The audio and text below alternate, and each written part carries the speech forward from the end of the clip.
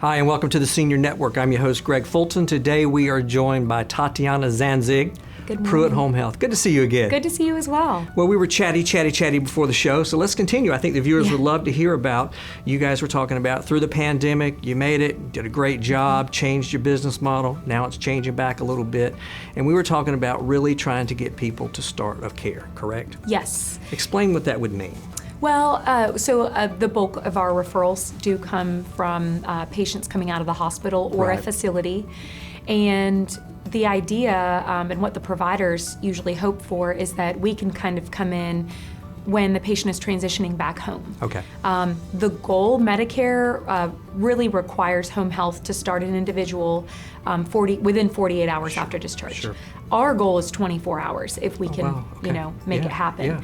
Yeah. But what we have even lately been kind of struggling with is, individuals maybe want to delay start of care for about a week until they get settled back in at home, and which is understandable. I mean, they've been in this, had this major life event, something happened, and they've been away from their friends and family, and now they're transitioning back home.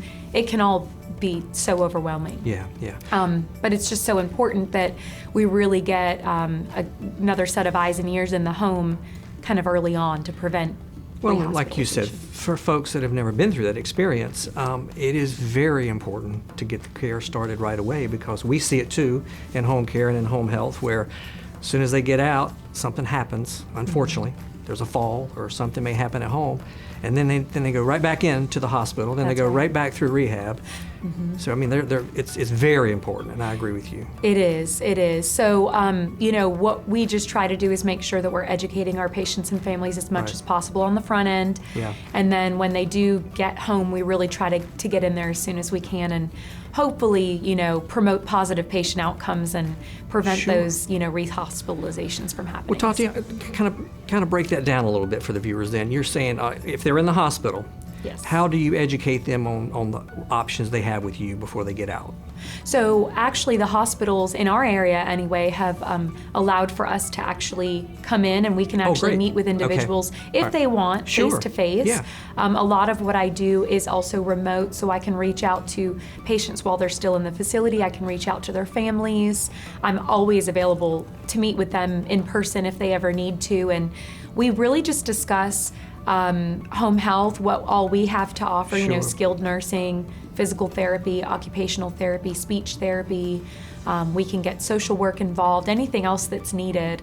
And our clinicians are really, they're really familiar with community resources, and they're really good at reaching out to different. They know the options. Exactly. Exactly.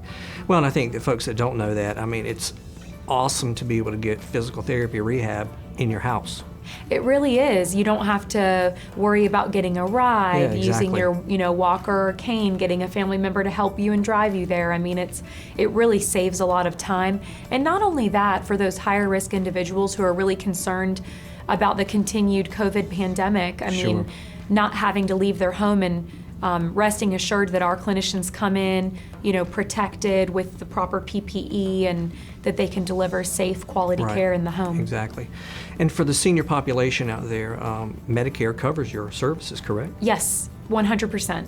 And we are very familiar with the Medicare regulations and guidelines, and we really make sure that we are always delivering care by the book.